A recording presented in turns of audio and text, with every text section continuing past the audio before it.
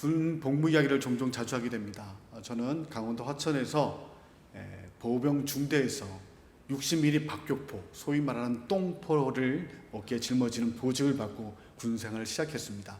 11개월 정도 군 생활을 박격포 포분대에서 생활했는데 제가 조금 똘망똘망해 보였나 봐요. 저희 포 분대와 같은 내무실을 쓰고 있던 중대 행정반, 그러니까 중대 본부라고 이야기하죠. 행정반의 인사 서무를 담당하던 행정병이 전역을 한 달 앞두고 똘망똘망해 보이는 저를 자기 부사수로 뽑았습니다.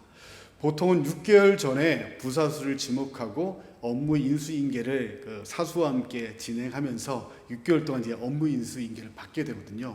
근데 저는 전역을 한 달 앞둔 고참에게 지목을 받아가지고 한 달 동안, 말이 한 달이지 한 달의 기간 안에는 이 사수가 말년휴가 2주 가게 되고 불과 한 2주 만에 업무 업무 인계를 받게 되는 상황이 되었죠. 120명의 중대원의 월급, 근무, 휴가 이런 행정에 관련된 일들을 담당하면서 나름 군대에서 이제 어깨가 올라가는 거예요. 일병 2호봉 때, 일병 2개월 차 때 차출이 되었는데 나름 이제 뭐 상병 병장들도 와가지고 휴가 이때 좀 낼 수 있냐 부탁도 하고 근무 이 시간 때 너무 피곤한데 좀 앞쪽으로 좀 빼달라 뭐 이런 것부터 시작해서 휴가를 갔다 오면 휴가증을 제가 이제 중대장의 허가하에 휴가증을 발급하게 되는데 고맙다고 휴가 갔다 오면 먹을 것도 주고 나름 이제 권력을 갖게 된 거죠. 어깨에 약간 힘도 들어가고 이제 막 일병된 입장에서 그랬던 겁니다. 하지만 불과 한 달 남짓한 시간 동안 업무를 파악을 해야 되기 때문에 일을 하다 보면 제대로 일을 못 하다 보니까 보통 새벽 1~2시에야 잠자리에 들었던 겁니다. 그러다 중간에 근무라도 불침번 근무라도 쓰게 되면 그냥 뭐 날밤 보내는 형태로 보냈던 거죠. 그래서 다행인 것은 보통 일반 군대에선 10시가 되면 지침 점호를 하게 됩니다. 부대원들이 다 있는지 인원 장비 점검하고 10시에 지침에 들어가게 되거든요. 그렇게 되면 지침 후 30분과 기상 전 30분 동안 병력 이동이 있으면 안 됩니다. 그러니까 부대 내에서도 그렇고 영 내에서 병력들이 이동하면 안 되는 거예요. 30분 동안. 다만 근무 병력과 행정병들은 특수 상황이기 때문에 양해를 해주고 그 30분 동안 움직일 수 있는 겁니다. 그래서 저 나름대로도 이제 행정병이 되었고 업무 파악 중이어서 사수와 함께 그 시간에 지침 점호 직후에 행정반에 와서 업무도 지시받고 설명받고 했던 것이죠. 그렇게 며칠 보내다가 이제 막 1소대에 전입 온 소대장이 있었습니다. 보통 장교들 처음 부대에 부임하고 나면 군기 잡겠다고 자기 권위 잡겠다고 목에 힘주고 FM대로 다 하거든요. 그 소대장이 불과 2주 만에 중대 행정반에서 일찍 사관, 그러니까 하루 정도 동안 당직 근무를 쓰게 된 거죠. 보통 그렇게 됐는데 그날도 뭐 별 생각 없이 이제 사수가 저녁 며칠 안 남았으니 빠르게 업무 파악하고 밀린 일 해야겠다는 생각에 지침 소등하자마자 행정반에 불이 나게 들어온 겁니다. 행정병이 행정반에 들어올 때는 그냥 보통 문 열고 들어오거든요. 그냥 문 열고 들어갔는데 이 신임 소대장의 표정이 다른 장교들하고 다른 겁니다. 이런 거죠. 뭐야? 저기 일병 안태훈 행정반에 업무 좀 남아있어 좀 하러 왔습니다. 이야기했거든요. 그랬더니 이 소장이 이제 목에 힘을 주는 겁니다. 야, 사전에 보고 없었잖아. 그리고 행정반에 들어올 때 경례하고 관등 성명 들고 용무되는 건 몰라? 보통 행정반에 딱 들어가면 녹화하고 들어가서 단결 이병 안태훈 행정반에 용무 있어 왔습니다. 이렇게 나서 이제 들어와야 되는데 행정병이 자신의 임무를 수행하는 행정반에 들어왔으니 그냥 문 열고 들어갔고 의뢰 이제 부대 일지부터 시작해서 업무를 마무리하려 들어왔으니 저야 모르고 그냥 들어온 거죠. 그런데 두 가지를 어긴 거죠. 사실은 행정반에 들어왔을 때 용무에 대한 내용들을 밝히지 않았고 지침 소등 후에 30분 동안 병력 이동이 안 되는데 의뢰의 관례에 따라 움직였던 겁니다. 소대장이 열받은 거죠. FM대라는 신소대장이었으니 저 역시도 저보다 늦게 온 소대장이거든요. 나름대로 이게 있었던 거예요. 또 고참들이 그러거든요. 신임 소대장한테 기죽지 말라고. 나중에 피곤하다고. 그래서 제가 시정하겠습니다 라고 들어갔다가 30분 뒤에 와서 다시 설명하고 일을 보면 되는데, 그때 뭘 믿고 있었는지 어깨에 아마 조금 힘이 들어갔든지 약간 인상을 쓰고 그냥 나와버렸던 것 같아요. 제가 간부 연구실로 끌려갔습니다. 소대장한테. 한동 맞았죠. 막 이 새끼야, 이 하극상이라는 얘기를 막 듣고 너 뭐 군설 이렇게 해도 되겠냐면서 내일 아침에 한번 보자라고 이야기를 막 한 겁니다. 이 이야기를 저의 사수가 듣고 불이 났게 그 야밤에 와서 소장에게 비위 맞춰가면서 자초지정을 설명을 하고 했던 겁니다. 나름 제 입장에서는 중대장을 직접 상대하고, 사실 중대장도 일반 보병들에겐 굉장한 장교거든요. 그럼에도 불구하고 중대장과 함께 생활하고 120명의 부대원들의 인사 행정을 담당한다고, 그것도 나름의 권력이라고 힘이 들어갔던 것이죠. 결국 그랬던 제가 봉변을 당하면서 정신을 바짝 차리게 되었던 겁니다. 기업 컨설팅과 디지털 크리에이티브로 활동하고 있는 여현준 작가는 사람의 됨됨이 또 성품에 대해 이런 글을 남겼습니다. 설교안과 영상 화면에 있는데요. 우리 함께 좀 읽어보도록 하겠습니다. 사람의 됨됨이는 성공했을 때 드러난다. 못해먹은 인간은 성공을 직감하는 순간 세 가지를 부정하게 되어 있다. 먼저는 인하를 부정한다. 작고 크게 도움받은 수많은 사람들을 부정하고 오로지 자신의 노력으로 성공했다고 여긴다. 다음은 지리를 부정한다. 성공에 꼭 필요했던 다양한 출처의 자원들이 마치 모두 제 것인 양 떠들어댄다. 마지막으로 천시를 부정한다. 시대에 부응한 덕에 성공한 게 아니라 본인이 시대를 만들었노라 자화자찬한다. 작가는 세속적인 성공을 직면했을 때 대먹지 못한 사람은 첫째, 다른 사람들의 앞선 공로를 부정한다라고 이야기합니다. 지리, 두 번째, 땅으로부터 얻은 이득이라는 이 지리는 앞서 자신이 성공하기 위해 제공받았던 선배들의 지식을, 그 노고를 부정한다고 이야기하죠. 그리고 세 번째 부정하는 것이 천시입니다. 하늘의 때, 시대의 요청에 의한 반응한 것을 마치 자기가 새로운 시대를 열었다라고, 개척했다라고 자기 공치사를 한다는 것이죠.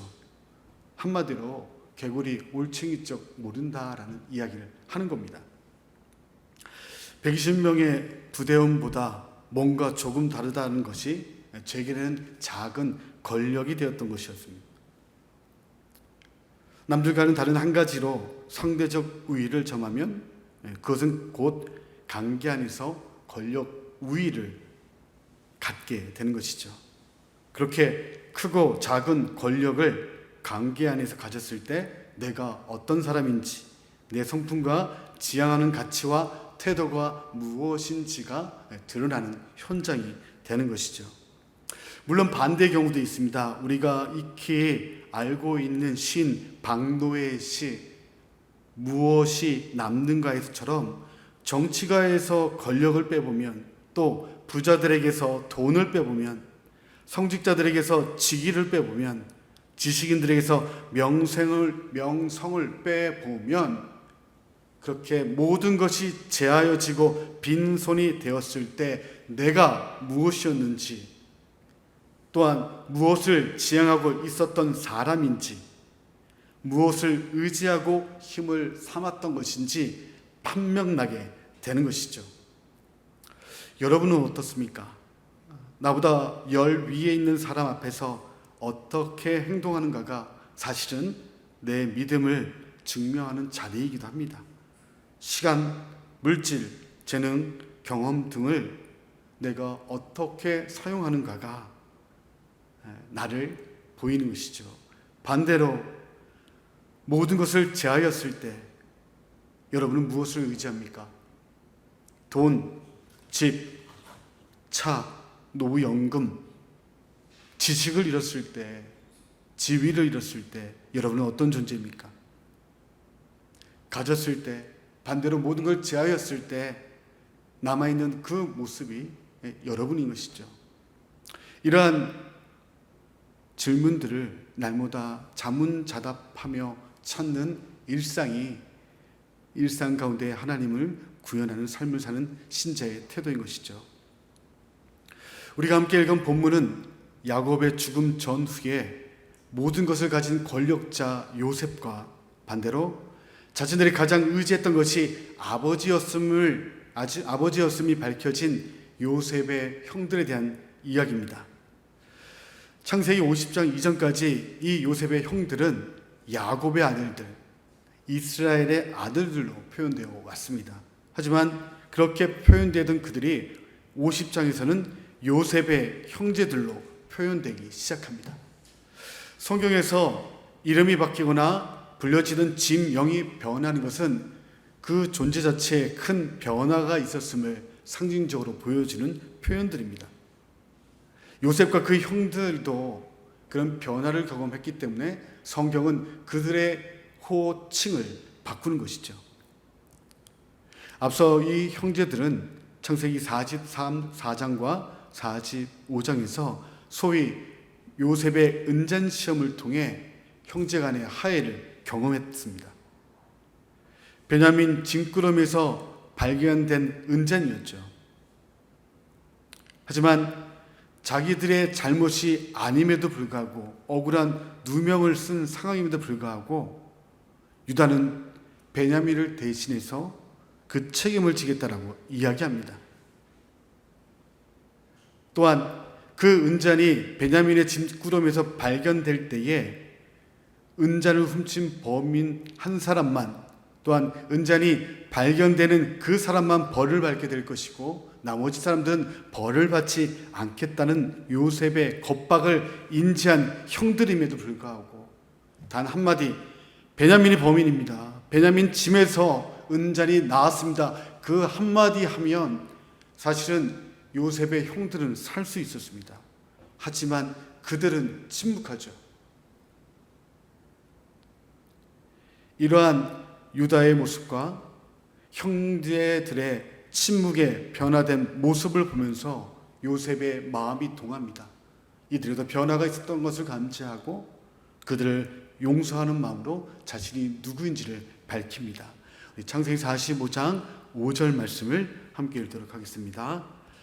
당신들이 나를 이곳에 팔았다고 해서 근심하지 마소서, 한탄하지 마소서. 하나님이 생명을 구원하시려고 나를 당신들보다 먼저 보내셨나이다. 요셉은 자신을 판 행동과 악의에 대한 책임은 형들에게 있지만 이 모든 일이 기근 가운데에 하나님께서 생명을 구원하기 위해서 나를 보내시는 방편이었음을 지난 시간들을 해석해 내버리죠. 형들에게 벌이받던 순간부터 바로의 총리가 되어 형들과 제외하는 그 장면까지 대략 22년의 시간입니다.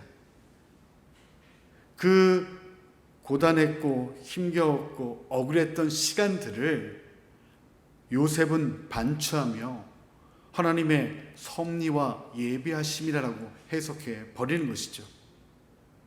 그리고 이 45장 이후에 오늘 함께 읽었던 50장은 10년이라는 시간이 지난 시점의 일입니다. 즉 10년 동안 형제들은 이미 요셉을 통해서 용서를 받았고 이집트 고센 땅에서 함께 생활하고 있는 것이죠.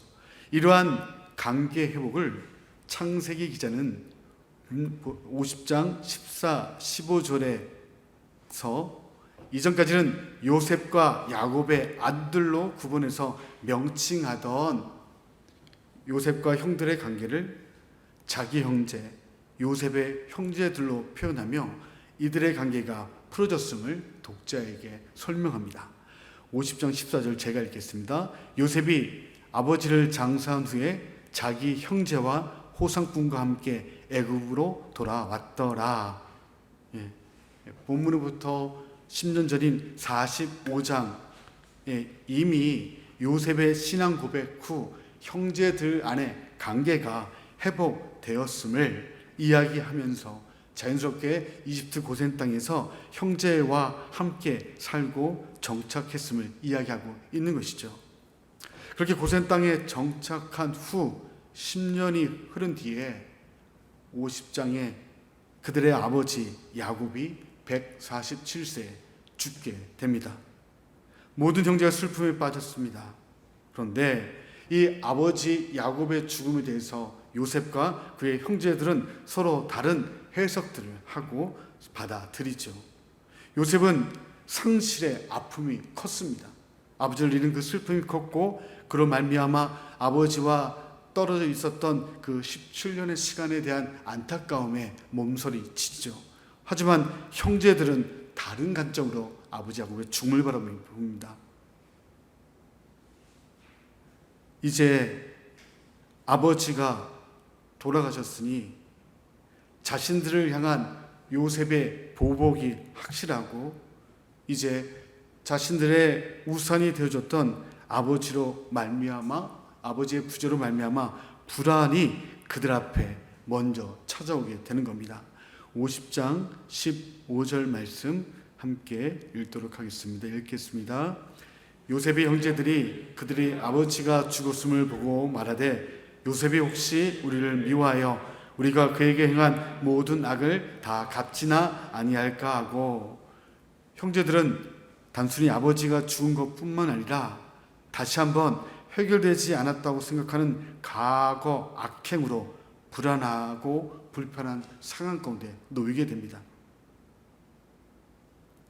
이렇게 본다면 사실은 10년 전에 용서받아서 화해한 듯 하지만 이집트 고센 땅에서 살고 있는 요셉의 형제들에게는 사실은 불안으로 자신들의 죄값을 치르고 있는 거죠.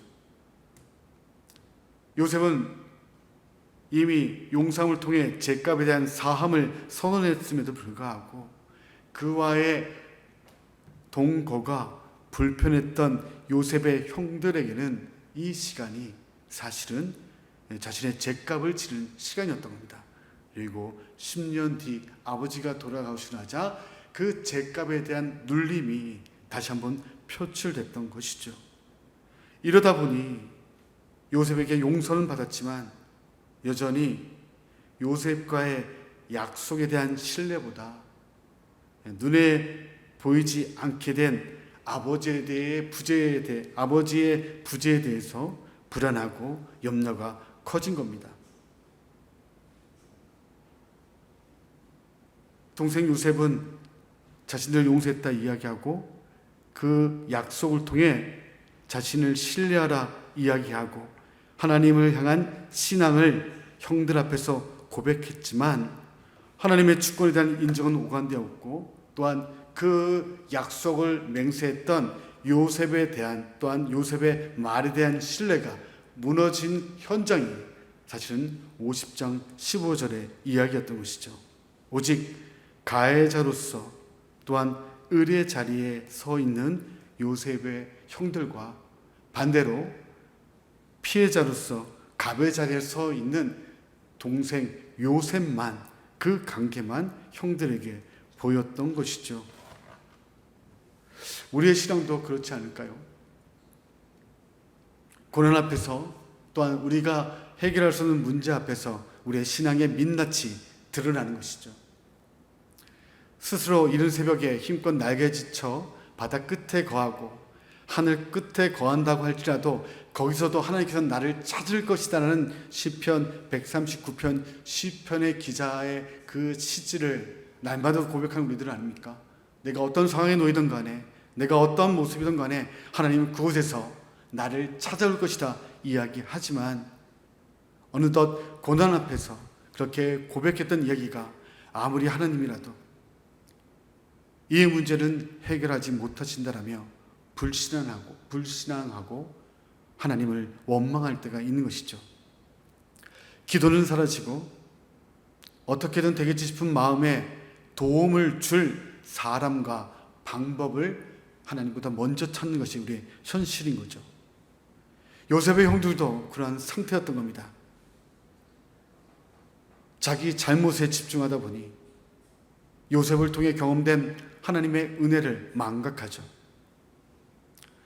신뢰하던 것이 하나님의 일하심이 아닌 아버지 야곱과 권력과 물질이다 보니 기한이 지나고 시간이 지나자 또 다른 피난처를 찾게 되는 모습이죠.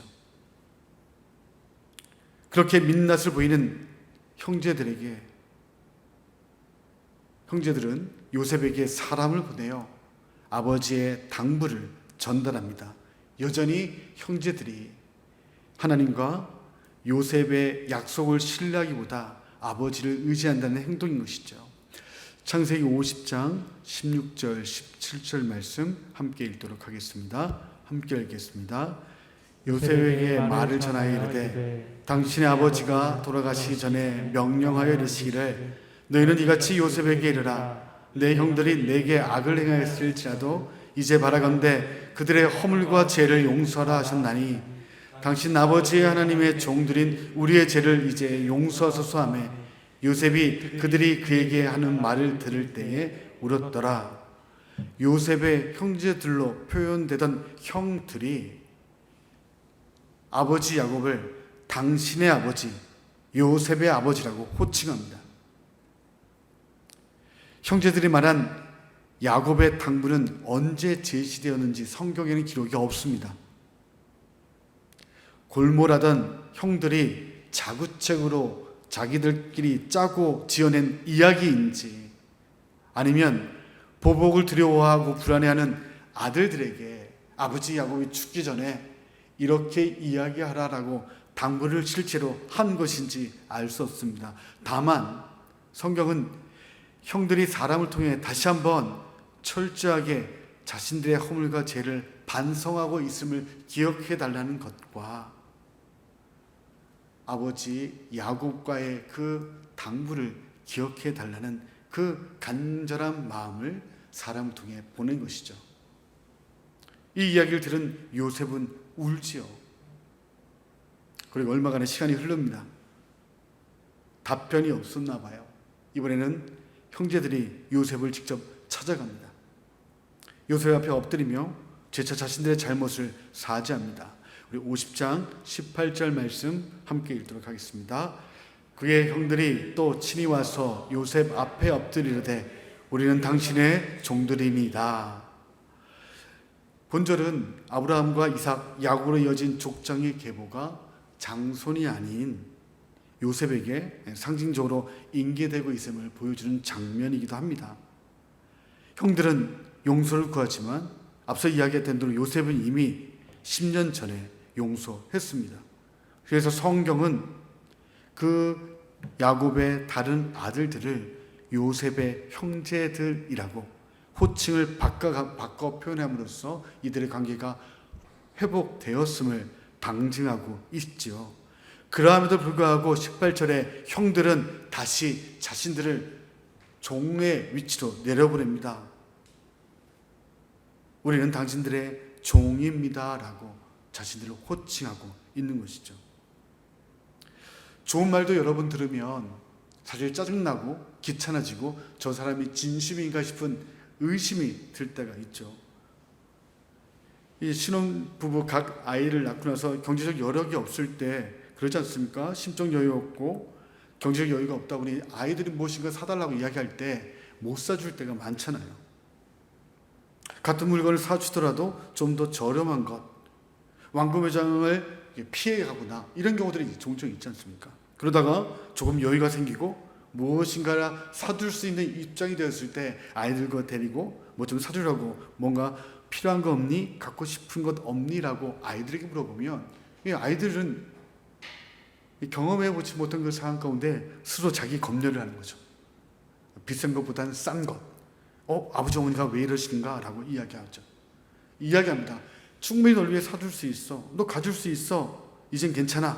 좋은 거 사. 라고 이야기함에도 불구하고 아이들이 그래도 이거 비싸잖아요. 이야기하면 부모 입장에서는 답답한 거죠. 필요하면 사. 충분히 해줄 수 있어. 반복적으로 이야기함에도 불구하고 나름 부모를 생각한다고, 나름 가족을 생각한다고 아이 입장에서 괜찮아요. 이걸로 만족해요. 라고 이야기한다면 부모 입장에서는 답답한 거죠. 얘가 부모를 못 믿나? 속상한 거 아닙니까, 사실은? 처음엔 얘가 그래도 나름 경제적 개념이 생겼구나 라고 착각할 수 있지만, 그 이야기가 자꾸 반복되면 얘가 나를 못 믿나 보다 싶은 이 데까지 이르지는 거 아닙니까? 부모로서의 역할을 다하지 못한 건 아닌가? 부모에 대한 권위를 이 아이가 인정하지 않는 건가? 그렇게 두 번, 세 번 반복되면 짜증이 나는 게 부모의 마음인 거죠. 하물며 이미 피해자였던 요셉은 용서했고, 이 모든 것이 내 힘이 아니라 하나님께서 앞서 일한 것이다 라고 신앙까지 표명한 상황임에도 불구하고, 정리가 끝난 상황임에도 불구하고 끝없이 형제들은 아예 자신들을 종으로 삼아달라고 이야기한다면 열받는 일이잖아요. 그런데 요셉은 이 상황을 세상 기준이 아닌 신앙의 관점에서 자신이 어떻게 인지하고 있는지, 해석하고 있는지를 다시 한번 형들에게 설명합니다. 우리 19절, 20절 함께 읽도록 하겠습니다. 요셉이 그들에게 이르되 두려워하지 마소서, 내가 하나님을 대신하리이까. 당신들을 나를 해하려 하였으나 하나님은 그것을 선으로 바꾸사 오늘과 같이 많은 백성의 생명을 구원하게 하시려 하셨나니. 믿음은 주어진 상황에 대한 해석에서 드러나죠. 그 일이 왜 일어난지에 대한 질문도 필요합니다. 하지만 그보다 어떻게 그 상황을 인식하고 반응하느냐에서 우리의 믿음이 확인되는 것이죠. 요셉은 자기 약속을 신뢰하지 않고 여전히 불안해하는 형들을 향해 꾸지람하지 않습니다. 말을 부정당한다는 것, 사실은 그것은 곧 존재가 부정당하는 것 같거든요. 앞서 이야기한 것처럼 자녀들이 말을 듣지 않으면 그 상황과 사안에 대해서도 화가 나지만, 얘가 나를 어떻게 생각하기에 내 말을 안 들어? 나를 무시하나? 이렇게 이야기가 확정되기도 하죠. 교회 안에서도 마찬가지죠. 신앙의 경륜을 가지고 신앙의 후배들에게 집사님, 이 상황은 이런 것입니다. 형제요, 이 문제에 대해서는 이게 맞아요. 이렇게 설명해도 불구하고 그 말대로 따르지 않고 그 말을 듣지 않으면 자기가 부정당하는 것 같아서 사실은 화가 나잖아요. 모든 것을 다 가진 위치에 서 있는 요셉입니다. 그런 요셉의 말이 부정당하고 자신의 존재가 부정당하는 상황임에도 불구하고 요셉은 도리어 형들을 안정시키죠. 두려워하지 마십시오. 하나님께서 앞서 하신 일 내가 대신하지 않겠습니다. 요셉의 이 고백이, 이 신앙 관점이 사실은 요셉을 요셉되게 만들었던 것이죠. 내가 하나님을 대신하지 않겠다.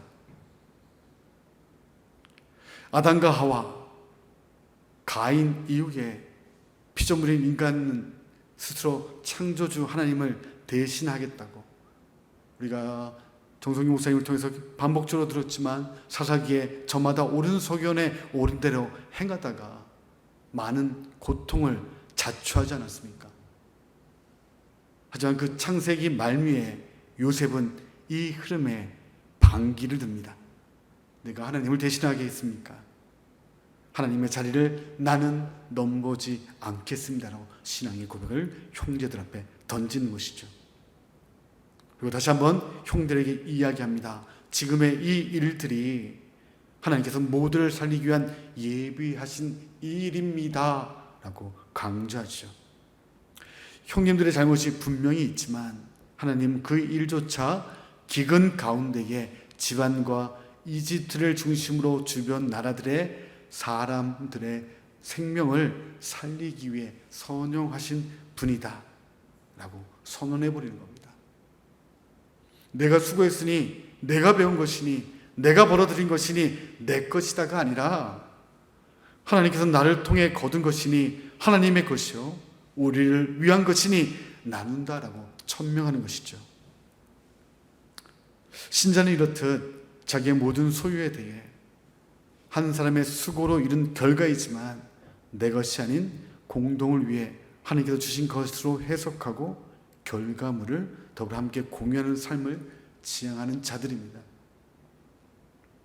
그렇게 요셉은 이러한 신앙의 고백을 담아 형제들을 안심시키며 위로하며 창세기 50장 21절에 이렇게 권면합니다. 21절 함께 읽도록 하겠습니다. 당신들은 두려워하지 마소서. 내가 당신들과 당신들의 자녀를 기르리다 하고 그들을 간곡한 말로 위로하였더라. 두려워하지 마소서. 간곡한 말로 위로하였더라.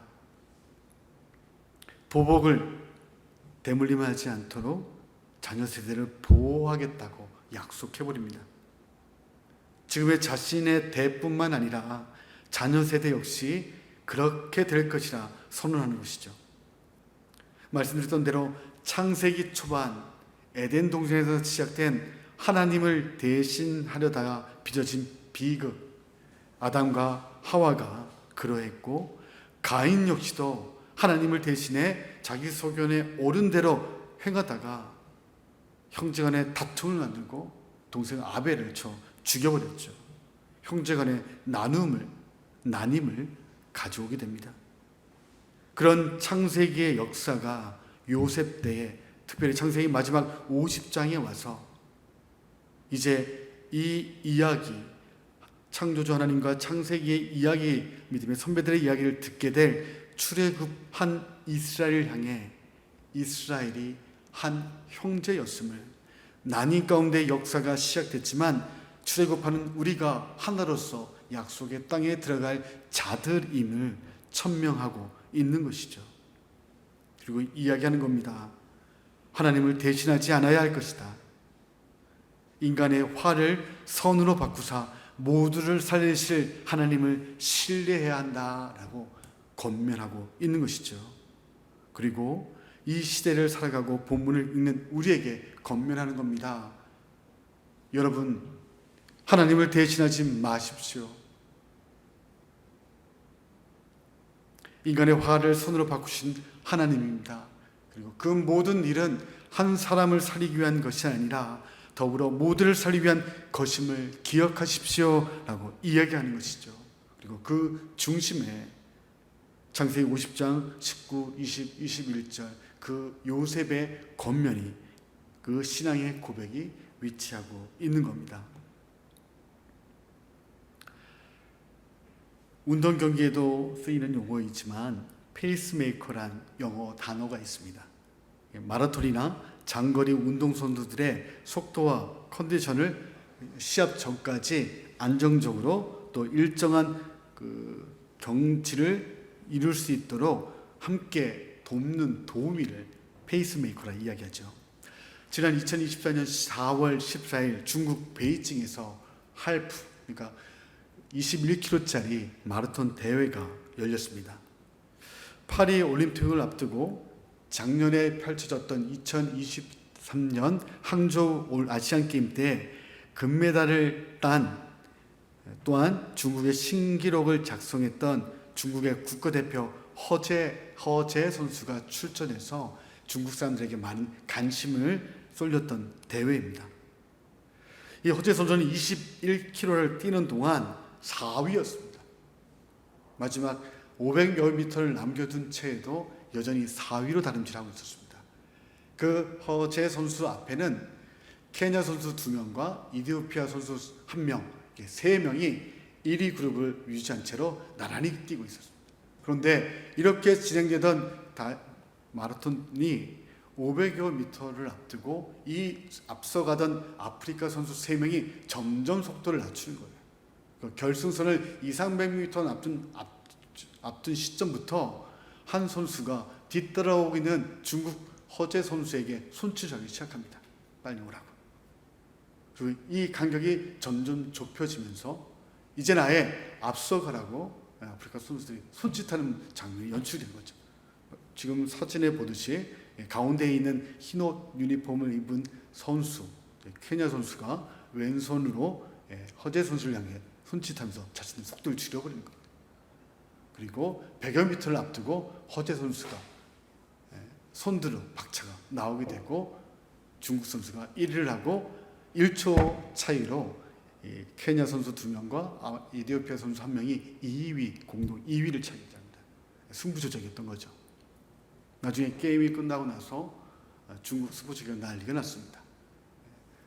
자체 조사를 통해서 승부가 조작된 것이고, 이 허재 선수가 2024년 파리 올림픽을 앞두고 페이스를 끌어올리기 위해서 사전에 이 아프리카 선수 3명을 중국 마라톤 협회에서 섭외해가지고 승부 조작에 참여합니다. 그래서 일정한 페이스를 유지할 수 있도록 페이스 메이커를 해버리게 한 거죠. 결국 이 진상이 불과 일주일 만에 밝혀지면서 이 허재 선수의 금메달 역시 박탈당하고, 아프리카 3명의 선수 역시도 자신들이 땄던 은메달을 박탈당하면서 경기 출전 금지가 처해지게 됩니다. 이 대회에 앞서 2012년 스페인에서 세계 크로스컨트리 대회가 열렸습니다. 수영, 사이클, 마라톤을 이어지는 경기에서 케냐의 아벨 무타이라는 선수가 계속 1등으로 달리기 시작해요. 그리고 그 뒤를 스페인 이반 페르난데스라는 선수가 뒤따라갑니다. 그런데 결승점을 한 100여, 200-300m 앞둔 시점에 이 무타이 선수가, 케냐 선수가 갑자기 멈춰요. 마치 완주, 시합을 다 끝낸 것처럼, 결승선을 통과한 것처럼 멈춥니다. 착각을 한 거예요. 결승선이 아직 남아있음에도 불구하고 자신은 결승선을 통과했고 우승했다 착각을 한 상태에서 멈춰버립니다. 바로 뒤에 따라오던 이반 페르난데스 선수가 조금만 뛰어나가면 1등을 할 수 있는 상황이에요. 그런데 이 페르난데스 스페인 선수가 앞서 멈춰 서 있는 무타이 선수에게 스페인어로 계속 뛰어라, 계속 뛰어야 돼 라고 외친 겁니다. 근데 케냐 선수가 스페인말 알아듣겠습니까? 어리버버하게 서 있을 그때에 화면에 보이는 그림처럼 이 페르난데스 선수가 손을 내밀고 무타이 선수를 밀기 시작해요. 그리고 그렇게 전후 상황을 제대로 아직 파악 못한 무타이 선수는 반강제적으로 페르난데스 선수의 이끌림 받고 1등으로 우승을 하게 됩니다. 시합이 끝나고 기자들이 페르난데스에게 묻습니다. 왜 그렇게 했냐고. 이거는 무타이 선수의 실수였고 네가 앞서 갔었으면 1등 하는 건데 왜 그랬냐고 질문하자 페르난데스는 이렇게 답합니다. 우리 설교 안에 있는데 함께 읽도록 하겠습니다. 함께 읽겠습니다. 저는 이길 자격이 없었어요. 저는 제가 해야 할 일을 한 것뿐이에요. 무타이가 진정한 승자였어요. 그는 실수가 아니었으면 제가 절대로 좁힐 수 없을 만큼 저를 앞서갔던 거예요. 그가 멈춰 서는 것을 본 순간 저는 그를 지나쳐선 안 되겠다 생각했어요. 자신의 자리가 아니라 이야기하는 거죠. 사람들은 그것이 기회라 이야기할 줄 모르겠지만 그것은 내게 준 기회가 아니라 앞서 달렸던 무타이의 것이다 라고 이야기하고 그를 밀었다는 이야기입니다. 자, 다른 기자가 묻습니다. 그래도 승리에 너무나 가까웠지 않은가, 아쉽지 않습니까? 라고 질문합니다. 이에 대해 페르난데스는 이렇게 답합니다. 함께 읽도록 하겠습니다. 제 꿈은 우리가 언젠가 공동체로서의 삶을 살 수 있는 거예요. 서로가 서로를 밀어주고 도움 줌으로써 함께 이길 수 있는 삶. 이 이야기를 12년이 지난 4월 달에 페르난데스가 SNS에다가 자신의 그 시간 12년 전에 그 경기를 떠올리며 그 선택이 잘못된 선택이 아니었고 후회가 없으며 옳은 것이다 라고 회고하면서 글을 올렸습니다. 인생은 결과와 속도보다 과정과 방향이 중요하다는 말이 있습니다. 페르난데스에게는 최고의 결과를 위한 속도보다 최선의 과정을 위한 공동선이 중요했던 것입니다. 오늘 본문의 요셉 역시 그러했을 겁니다. 모든 것을 가진 요셉, 모든 것을 좌지우지할 수 있는 권력을 가진 요셉이었습니다. 이와 반대로 형제들은 모든 것이 제하여진 것이죠. 마지막 자신들의 그늘막이요 우산이라 여겼던 아버지 야곱이 죽음으로 말미암아 이제는 모든 것이 벗겨진 상태로 모든 것을 가진 권력자 요셉 앞에 서야 되는 겁니다. 사람은 각자 자신의 믿는 바를 따라 행동하지요. 요셉의 형제들은 아버지 야곱을 의지하듯 야곱의 당부를 가지고 요셉 앞에서 두렵고 떨림으로 은혜를 구합니다. 요셉 입장에서는 섭섭할 일입니다. 이미 10년 전 자신이 분명하게 천명하고 약속했던 일이며 하나님께서 앞서 일하신 것이라 신앙을 고백했음에도 불구하고 그 말과 약속을 기억하지 않는 형들에게 자신의 존재가 부정당하고 자신을 신뢰하지 않음을 느낄 수 있는 상황이었던 거죠. 요셉뿐만이겠습니까? 우리가 살다 보면 가정 안에서 그런 일들 많이 벌어지죠. 가정과 일터, 예인교 안에 있는 아둘람과 교회 식구들, 또 주변에 있는 많은 관계 안에서 내 권위, 내 자존심, 내 존재, 내 말이 무너지고 무시당하고 서운할 때가 있죠. 이 사람이, 아니 이것들이 내가 지금까지 어떻게 해왔는데, 내가 누군데, 억울하고 답답한 일 우리 앞에 펼쳐지고 낙담하며 실망하는 일들이 있을 겁니다.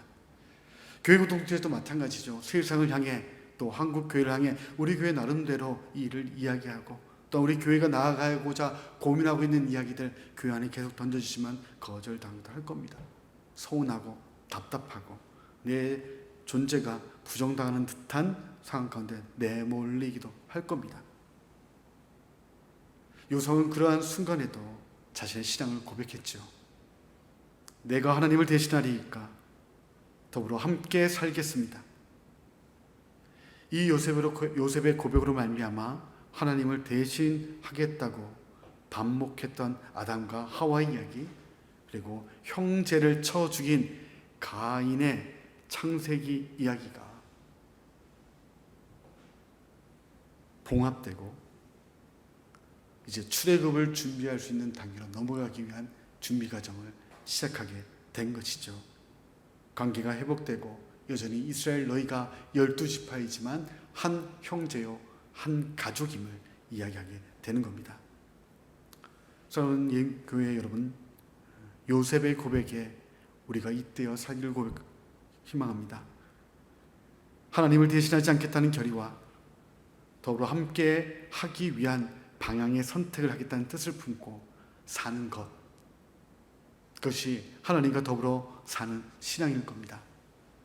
그런 삶, 또 하나님을 인정하며 하나님을 대신하겠다는 그 결단을 가지고 사는 저와 여러분 되시기를 간절히 축원합니다.